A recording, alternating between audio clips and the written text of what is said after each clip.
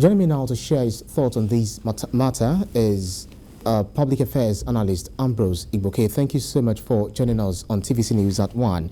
The APC will now sell its presidential nomination form, for instance, for 100 million naira. This has really generated a ripple of criticisms. Tell us what you think about this.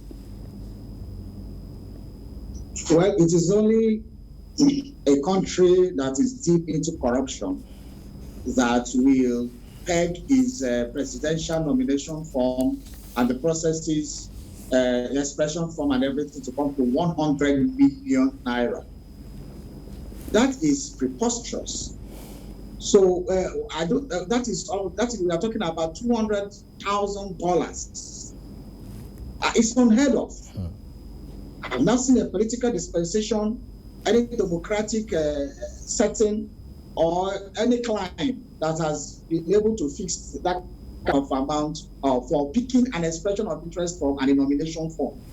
So that goes to show you that a man or a woman who comes out of 100 million naira to buy to get a nomination form and expression of interest form for a political party, what does the political party expect the person to do when he or she gets into office?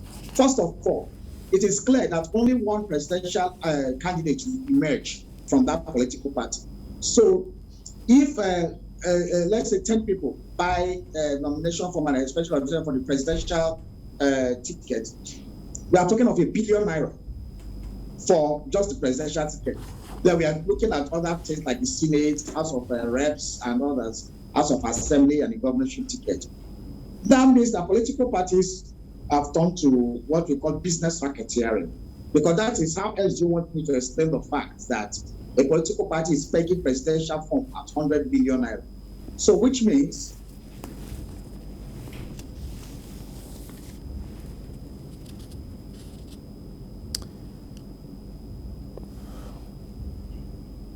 Ambrose Igbokwe, looks like we lost you momentarily. Are you there?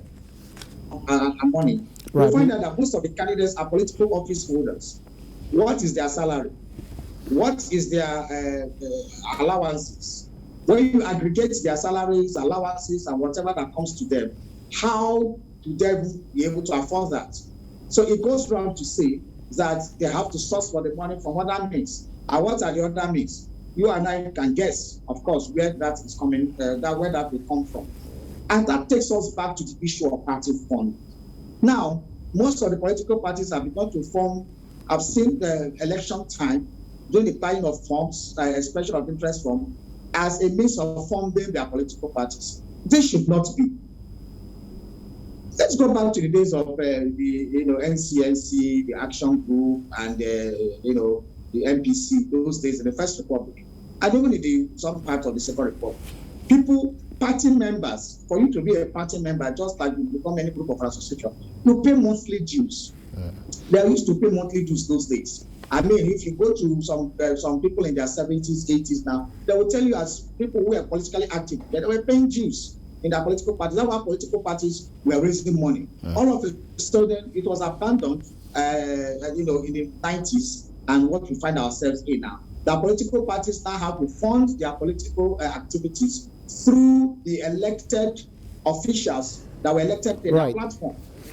Right, Ambrose. So that is very quickly. Let me button. Do you not see it as a way of an incentive for those who are interested in getting into political elective offices? For instance, the party approved 50% reduction for people, the price of nomination forms for people under the age of 40 and below. Don't you think that's probably commendable? Well, I'm afraid we lost Ambrose Igbokwe, Public Affairs Analyst. Ambrose Igbokwe, thank you so much for your insights.